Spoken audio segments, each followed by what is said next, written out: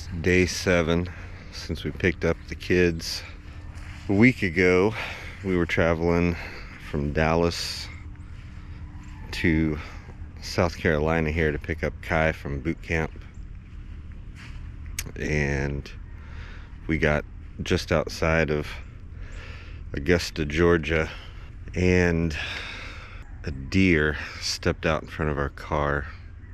We're doing about 65, and that'll wake you up in the morning at 4 a.m. Let me tell you, we hit it right in the front left light area, kind of crushed the car, smacked around and hit my side, and all the airbags went off on the left side. That'll wake you up for sure.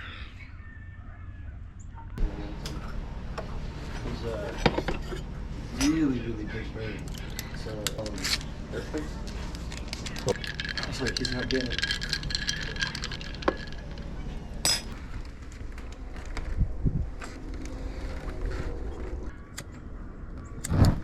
Woo, there we go. There we go. How does it feel? I feel like I've become accustomed to living in basic. Yeah. I miss it.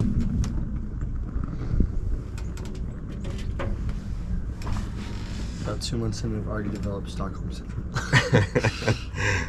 Yeah.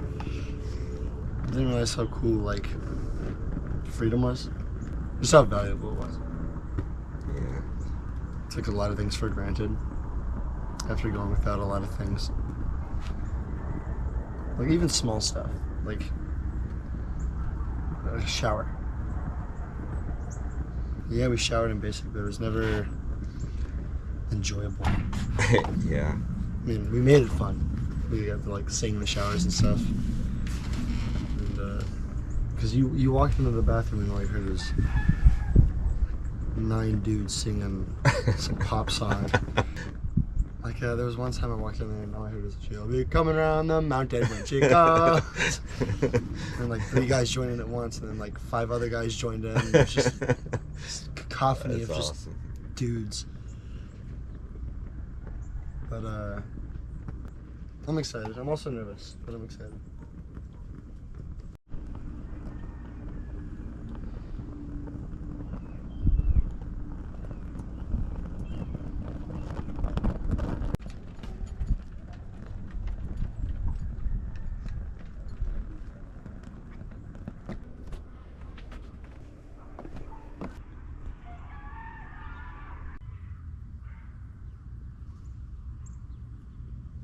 So I had a kind of a surreal moment yesterday. We had Kai and we drove down to Noah to pick him up from his base. Kai was still in his uniform, and we picked up Noah. Noah was in his uniform, and it was already awesome.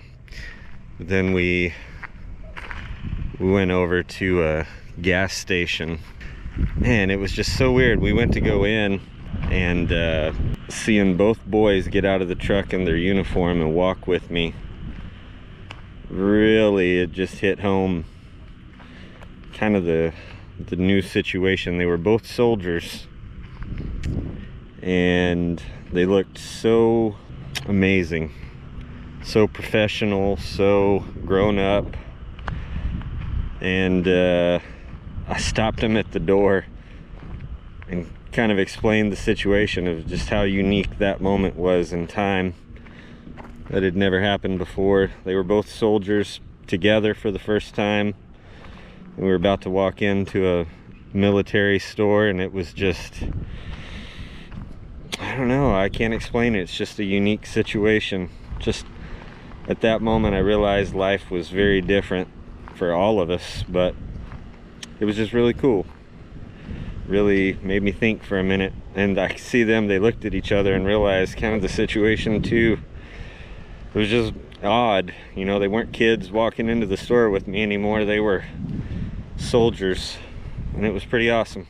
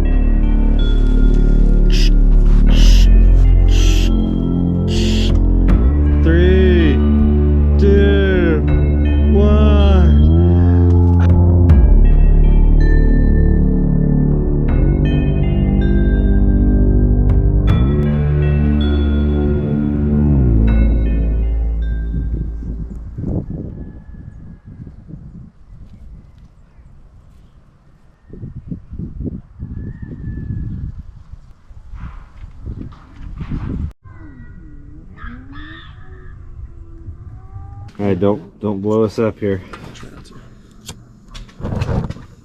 Good job. All right. So, I have questions. I got answers. What does a typical day look like? What time? How does it start? What happens? Wake up at 4:30. Usually we'll get our little brief for the morning. Just pretty much, hey, wear this, be downstairs by this time, we're doing this today, we're doing that today. You need to bring this or that with you. And it's usually just, hey, get downstairs for PT. And then we'll do PT until like 6:30. So what do you do PT? What is that? Physical training. Okay, and what do you do? God.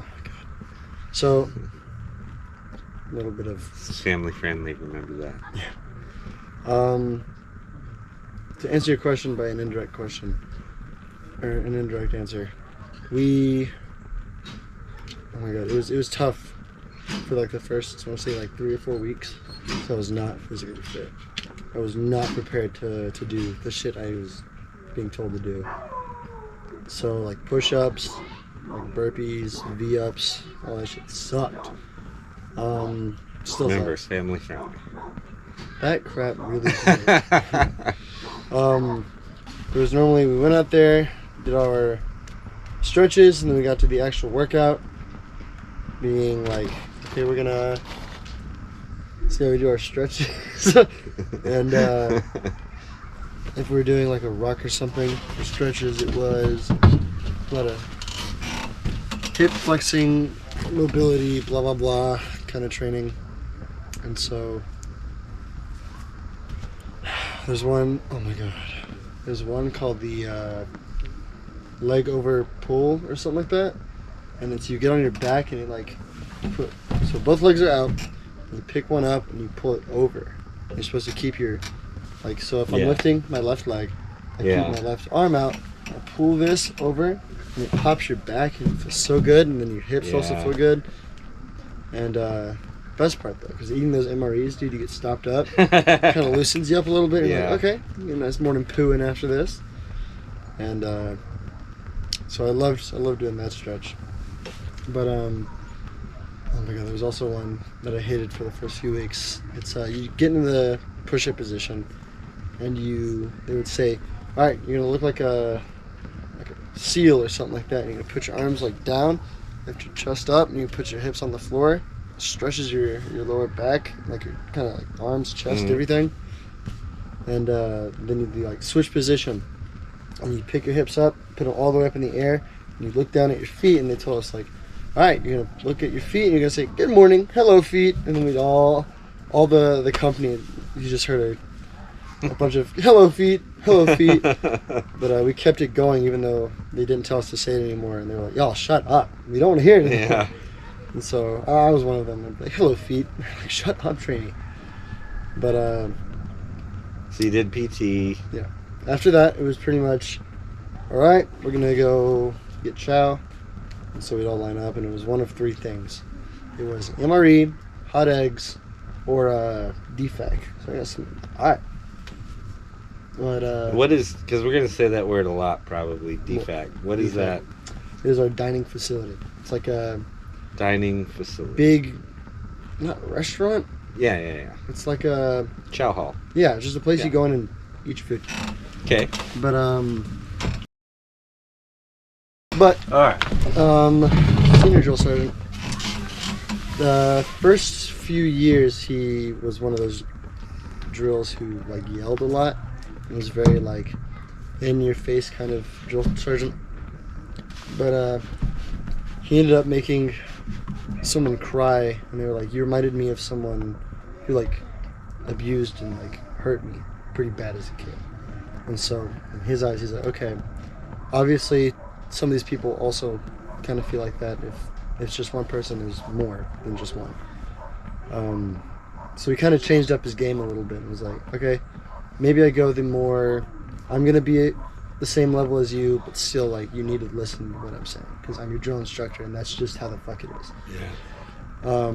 So instead of always yelling, he was more monotone, and if you did the wrong thing, he got onto you. It was corrective training. But if you were listening, if you did what you were supposed to do, if you were on time, and just listened, like straight up, he was very lax, talked to you as a person, kind of. But he also really likes to teach. He's not the, okay, just go figure it out, fucking do what you gotta do trainee. He's the, okay, I'm gonna sit down, I'm gonna teach all my trainees how to do this, how to prepare for this, what you should and should not do in this event or this anything. And dude, he was a solid teacher, like solid teacher, and I commend him for that. But we always had, I don't know, I was gonna go with that sentence, but on the topic of hot eggs, back to that, completely sidetracked. Well, so you have your breakfast. So you've done PT. So they come in at what time? 4:30. 4:30. And they tell you need to be down there in 30, 40 minutes. Dude, at the beginning, it was like, all right, you got like 5-10 minutes to get everything done, be downstairs, full everything, have what you need, and... So we see a lot of stuff in the movies where it's like, just somebody comes in there, yelling. Is it like that? Is it not like that? It was initially, for the first few weeks, okay. when we got our shit straight and... Stuff straight. We got our jazz in order. And they really chilled. Well, they didn't really relax. They calmed down a smidge. They were a little more on your level, kind of. But that's if you were doing the right thing and you continued to do the right thing. It was more all right. But yeah, for the first, I'm going to say, 72 hours, it was really, really bad.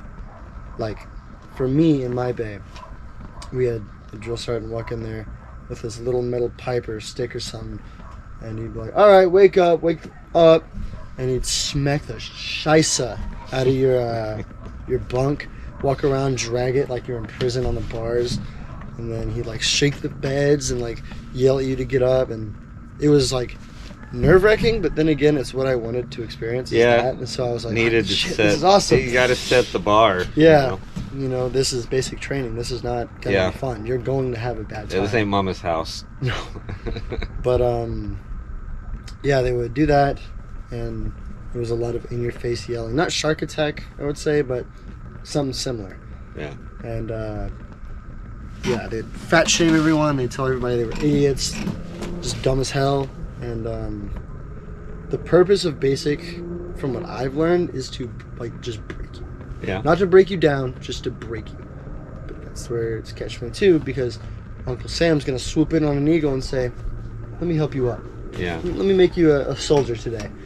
And I never had a moment where I like cried. I was just sad and missed home like that. But there was a moment where I was so mad. I was so mad that I just started tearing up and went dead silent. And I started tearing up, and it was a moment of reflection for me, where it's just like, okay, this is the way it is going to be, and I need to adapt. Yeah. Something's got to change. Something's got to change. And it ended up being, okay, my ego of, you know, the civilian world of being this guy, being able to do all these things, that's no more. That's gone. It's up and down. It was now, I am trainee Sturgill, and I will be here when I'm told. I will do that when I'm told. I'll do this when I'm told. I ain't got no rights, really. Not like I do, not like I did before I went in, but a lot of self-reflection. Self-reflection on mental health, self-reflection on physical health, and I just realized it's all going to change. It's all gotta adjust, because I will not make it if I do not adjust. And that's the thing I kept trying to tell people in my cycle was, you've got to drop your ego. You've got to. You've got to. Because, dude, there were girls, females, is what we say. There were females, and it was mainly the females. I'm going to be honest. It was mainly the females. And some dudes who were just not getting with it. They refused to drop it and to just step aside and allow change in basic to happen. They wanted to be, as the drill sergeant said, an individual. They didn't want to be a part of the team. And so if somebody was late, or if somebody was refusing to do the right thing, we'd have these end of phase like reviews and like peer evals is what they were. And we'd take the top 3 individuals in our platoon and say they're really great for this reason, or they're a good leader. Like for me, there's one guy who always stayed on my list. His name is Walker, and he was a dang. Yeah. He was a dang good leader because he was one of the PGs. He was our first PG for our platoon guide, and man, he was a very quiet guy.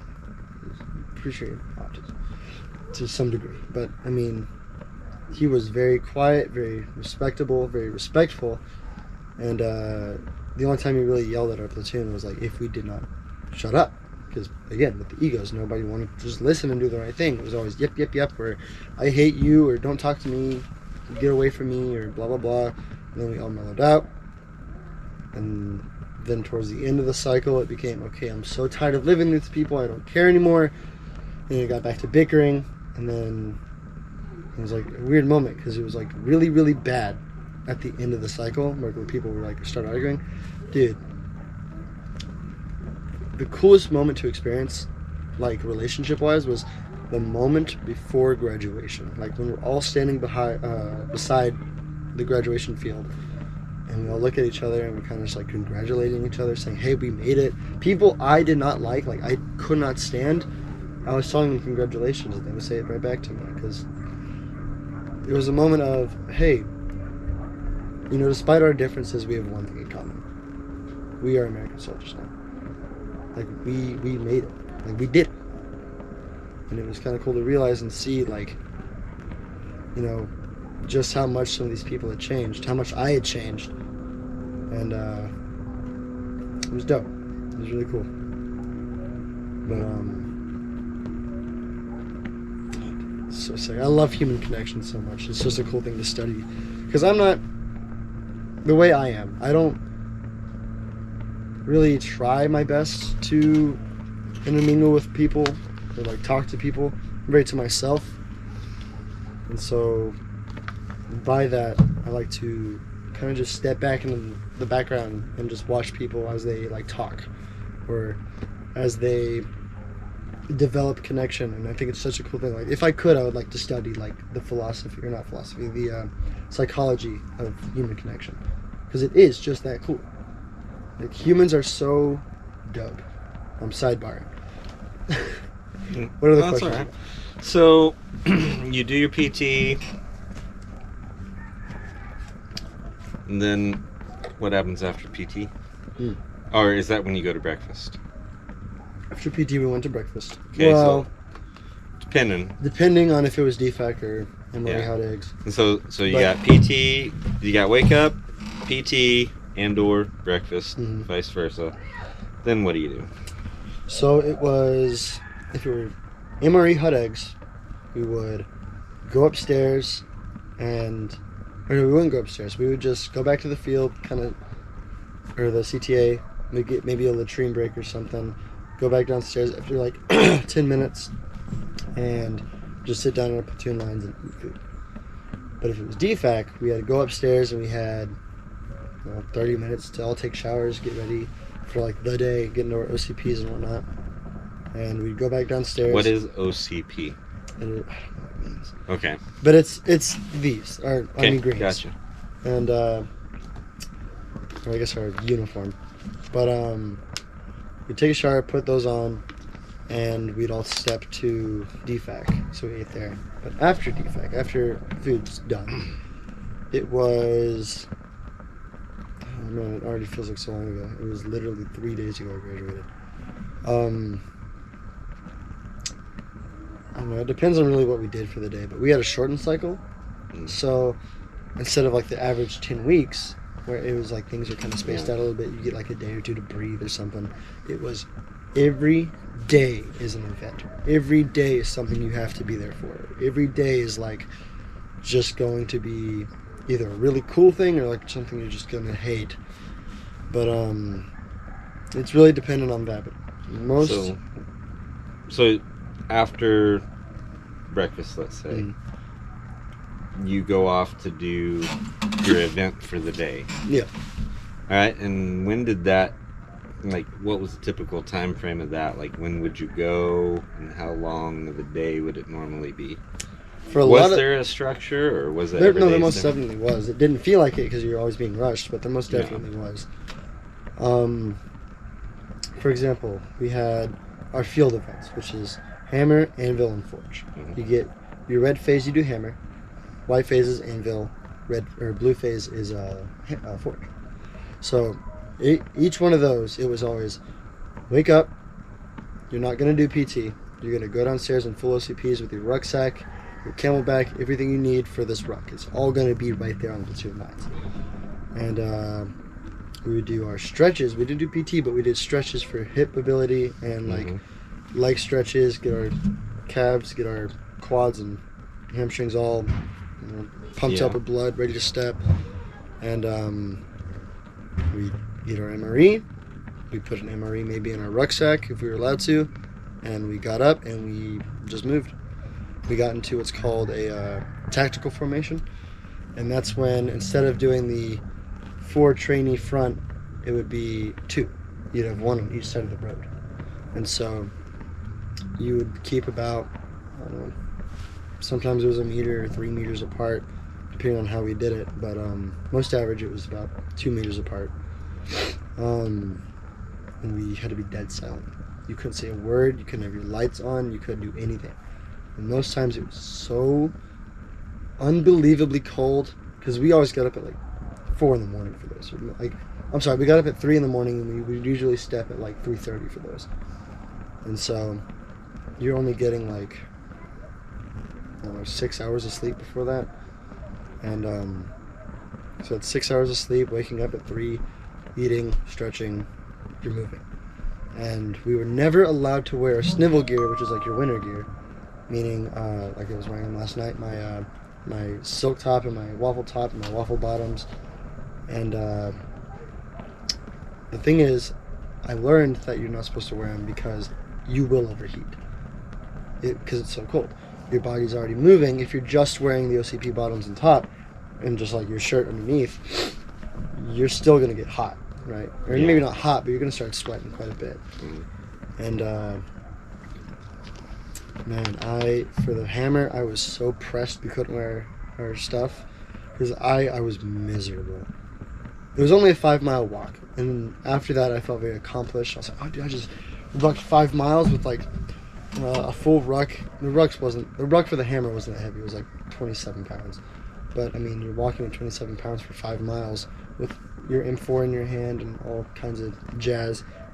And then you finally get there, and the first thing they do when you get there to these field events for each one, you kind of, your drills will walk you to the area you're gonna kind of perimeter, and they would place you in attack formation, which is a V, and it's a big line, so it's a V, and say I was right here, right? Then I'm gonna shoot everything that I can see in my line of sight, and my line of sight was this wide, right? Because I'm in a foxhole, and they'd line you up, and then they had to get the first sergeant and the company commander's approval, saying like, hey, is this the way you want it? Cool, it's gonna happen, let's do it. And then you would have like 50% security, meaning one man is laying down, M4 up and ready, pulling security, and the other guy is digging the foxhole. And you switch off. We got lucky on the forge. We had 100% digging, 0% security, and so we were both up and we were digging our foxhole. And I gotta flex. At the hammer, one of our drill sergeants taught us how to do it like by the book, and I was the only one who did it right. And the drill sergeant, who's not my least favorite, I got borderline Stockholm syndrome, he was the worst. By the end, we all loved him, and he ended up having to move to a different company to help them out. And we're like, oh no, come back. And every time we saw him, we're like, give us a smoke. Come on, let's do it.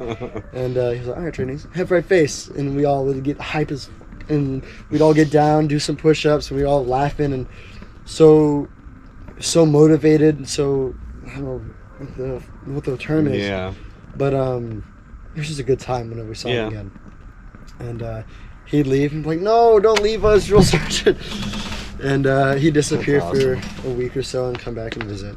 But man, he saw my foxhole and he goes, damn straight, trainee.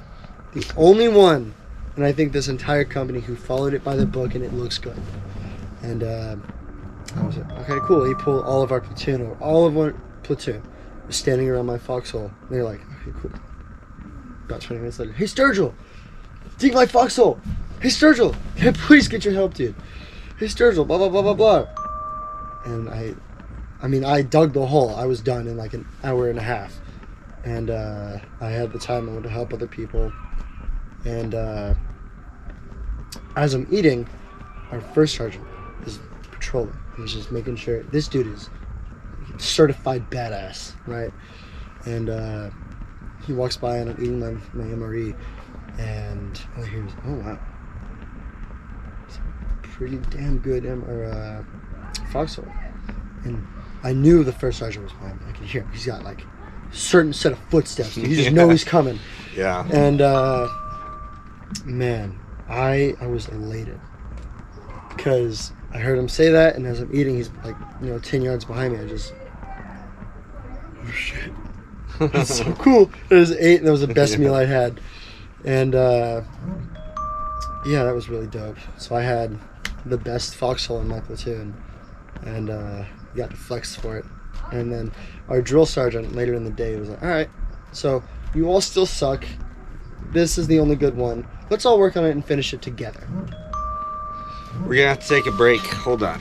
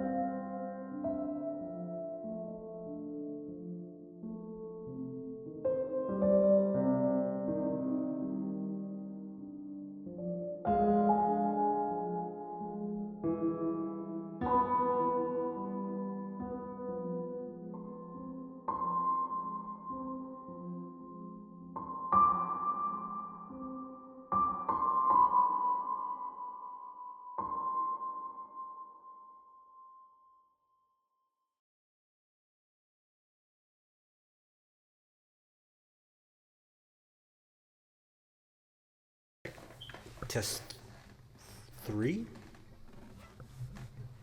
Goodbye, everyone. Love you. Keep your sister safe. I will. I love you. Y'all be good, make good choices. I love you.